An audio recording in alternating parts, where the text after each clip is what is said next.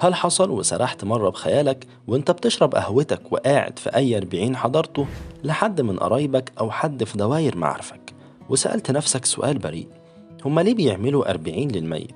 ما احنا حضرنا جنازته ودفناه وقعدنا في عزاه 3 أيام بلياليهم وقمنا بكل الواجب. وإيه الحدث المحوري اللي بيحصل للميت بعد ما يعدي 40 يوم على وفاته؟ واشمعنى 40 يوم بالتحديد؟ ليه ما يكونش 20 ولا 30 ولا حتى 50 يوم؟ طبعا انت ما بتلاقيش إجابة، وفي نفس الوقت بتتكسف تسأل لحسن حد يفهمها غلط، فبتحضر ال40 وبتاخد قهوتك من سكات. النهاردة هنجاوبك على كل أسئلتك، بس الأول ما تنساش تعمل سبسكرايب وتفعل الجرس لو انت على يوتيوب، ولو على فيسبوك اعمل لايك وشير. مبدئيا لازم تعرف ان ذكرى ال40 من العادات الاجتماعية المهمة اللي بتقام للميت. بيتعمل عزا كبير وبيتوزع أكل على الفقراء أو بيتعمل صدقة جارية على روح الميت، طبعا حسب مقدرة كل أسرة. وكمان في أماكن كتير في مصر لو ما حضرتش ال40 بتاعت شخص في دواير معارفك فده شيء عيب وما يصحش، خاصة في أماكن زي الصعيد والقرى والأرياف. وكمان هتلاقي حاجات بتتردد حواليك مرتبطة بال40، زي إن روح الميت بتفضل متعلقة في الأرض 40 يوم، أو بتزور أهلها في اليوم ده، أو إن دي مدة رحلة الروح لحد ما توصل لعالم البرزخ. وطبعا الكلام ده مش صحيح وملوش أصل أو مصادر قوية. طب العادة دي أصلها إيه أو جت منين؟ وعشان تعرف ده فإحنا دلوقتي هنرجع بيك كام ألف سنة لورا، وتحديدا في عصور الفراعنة.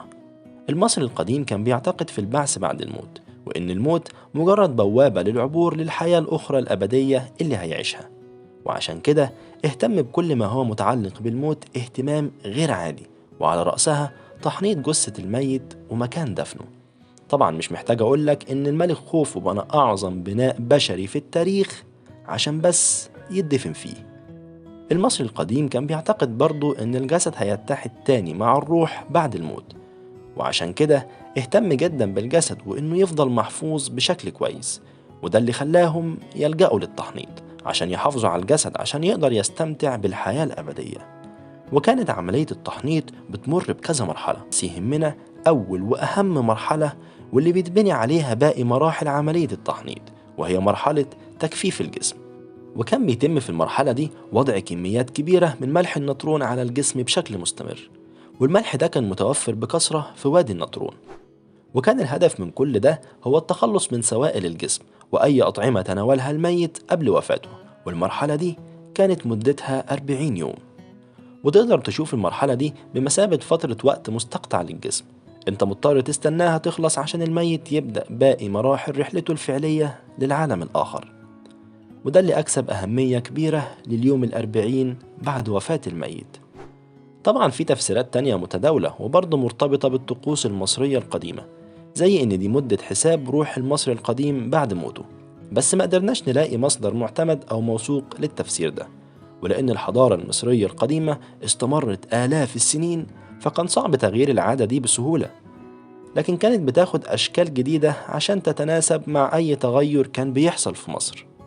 يعني هتلاقي الأقباط المصريين بيعملوا قداس على روح الميت بعد 40 يوم من وفاته، واللي بيعرف بقداس ال40. وده قداس بيتعمل في الكنيسة وبيتم فيه طقوس دينية وصلوات على روح الميت. ومع المسلمين المصريين هنلاقي ال40 أخد شكل جديد، وهو إقامة عزا وقراية قرآن وغيرها من الطقوس الدينية المرتبطة بالإسلام. ولو بصينا حوالينا هنلاقي العادة دي موجودة في أماكن وثقافات تانية زي العراق، واللي من أشهر المشاهد عندهم ذكرى أربعينية الحسين، وده طقس ديني سنوي عند الشيعة بيوافق ذكرى مرور 40 يوم على استشهاد الإمام الحسين. وده يخلينا محتاجين نسأل السؤال ده: هو في أصلا حاجة مميزة في رقم 40؟ لو بصيت في أديان وثقافات مختلفة حواليك هتلاقي أحداث كتير مرتبطة برقم 40، زي إن ربنا واعد سيدنا موسى 40 ليلة، وسنوات تيه بني إسرائيل 40 سنة، وإن سن 40 هو فترة بلوغ الإنسان أشده زي ما حدده القرآن. وفي العهد القديم طوفان سيدنا نوح استمر 40 يوم، وتحدي طالوت وجالوت استمر 40 يوم.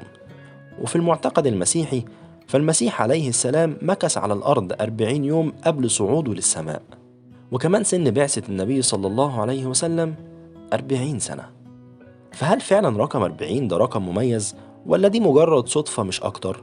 وهل كان اختيار مقصود من المصريين القدماء ولا كان مرتبط أكتر بحسابات عملية التحنيط؟ لكن الأكيد إن رقم 40 رقم مميز في الأديان وبعض الثقافات المختلفة رغم مرور آلاف السنين لحد النهاردة. لو وصلت لحد هنا يبقى الفيديو عجبك، ما تنساش تشترك في القناة، ولو مش عارف اسمع من عارف.